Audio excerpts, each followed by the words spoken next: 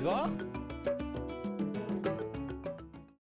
CGIAR research program on climate change, agriculture, and food security, CCAFS, is working with communities in East Africa to develop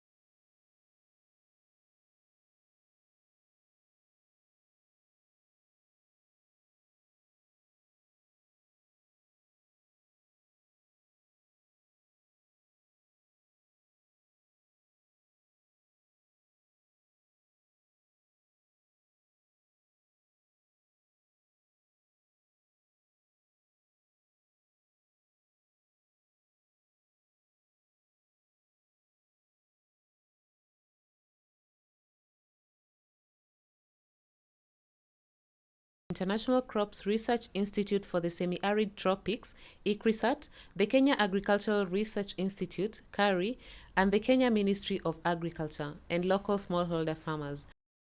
The aim was to undertake a participatory evaluation and promotion of integrated sorghum legume technologies for improved food security and income in the Wote area.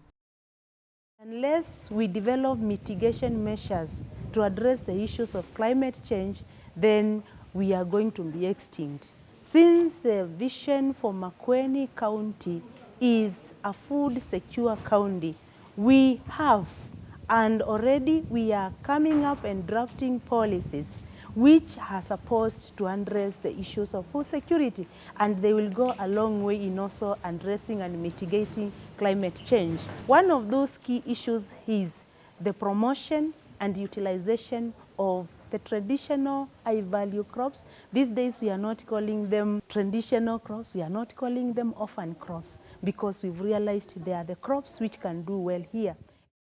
A mother-baby trial experimental approach was used. This involved establishing all trial plots on one main farm, called the mother trial, and having a set of nearby farmers planting only one variety of sorghum legume intercrop, called the baby trial, on their farms.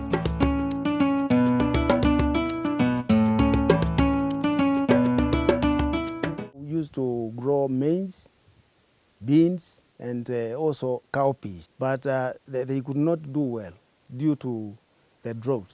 It was at that time when we were invited by KARI and ICRISAT. They taught us to go and form some groups in which there were 3 mothers, one of them is me, and 15 babies. Also, the babies and the mothers were both given sorghum seeds, which they went and planted.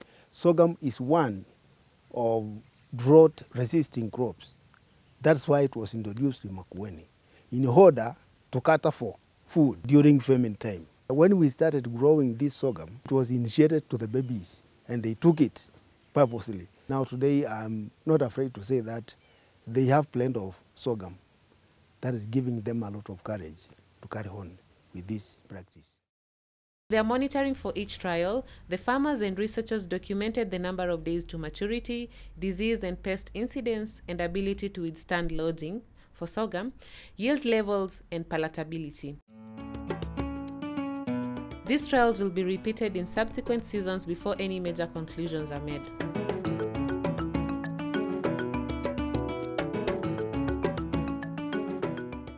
CCAFS partnered with CCAFS&KARI to test the effectiveness of different methods of communicating downscaled seasonal climate forecast information to assess its impact on management and productivity of smallholder farms. The communication methods tested include training workshops aimed at making farmers better understand the probabilistic climate forecast information. They also include agro-advisories with forecast information, along with advice on potential management options, and both training and agro-advisory. What we've done is trained a group of what's now about 600 farmers spread across 2 divisions. And the 600 farmers are grouped in villages, and the villages are taken as treatments. Although we have 3 villages each for each treatment as a replication, the treatments are a control group. There's a group that is trained in this use of climate information. There's a group that is not only trained but also given an agro-advisory, and there's a group that only gets the advisory. The advisory basically is an interpretation of what would be a climate forecast, a seasonal climate forecast. What does it mean for the farmer as regards agricultural terms? What does a forecast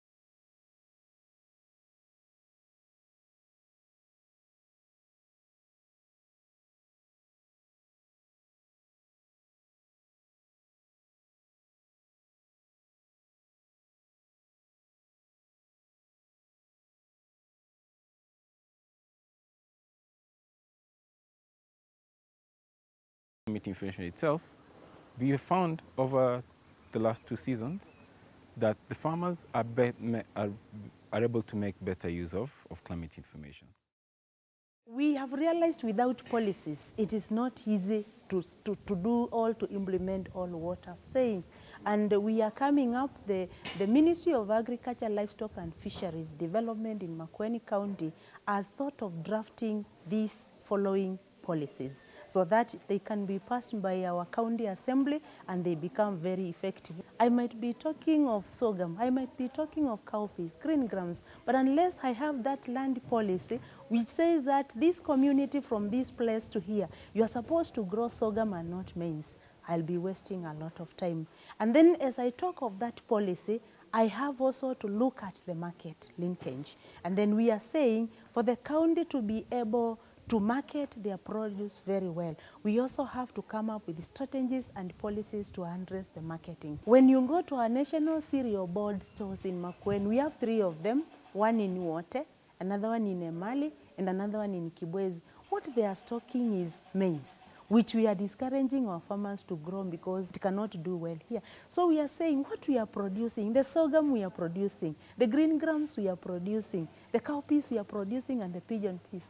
Can it go there? Let the farmers even be, or we come up with the warehouse receipting that a farmer can be able to deliver his produce into our feed reserve or food reserve.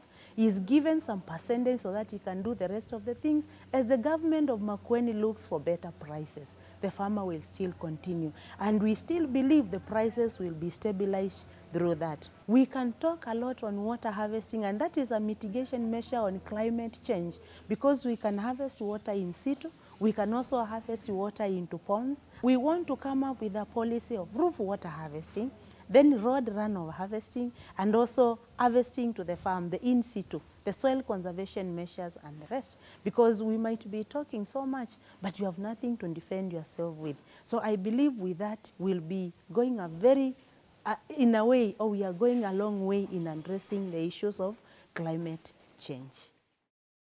The trainings that I have so far attended are trainings which have done me a lot of things. I have discovered that there are some methods that I did not know, and there are the methods that I should use and I should have used there early before, so as to move away from this disaster of food shortage. My group is now not only practicing sorghum planting, it is also practicing other things like vegetable growing so that we may have varieties, changing different things to be done by different groups and babies. And we are also trying to practice fish rearing by building some fish ponds and so forth. I would like to learn large-scale farming so that I may be also given a kind of a way of marketing my crops. Especially we were told that that is the East African breweries would come and maybe buy our crop. So I would like to extend my farming further. The youngest generation is not agriculture oriented at all, as you know. I would like to facilitate to them that they can practice this exercise of sorghum farming to earn their life. That is to earn their living instead of going for these office jobs. This one may bring them a lot of income more than loitering about in the town, tarmacking, looking for jobs. I can educate them and bring to them the importance of this kind of farming.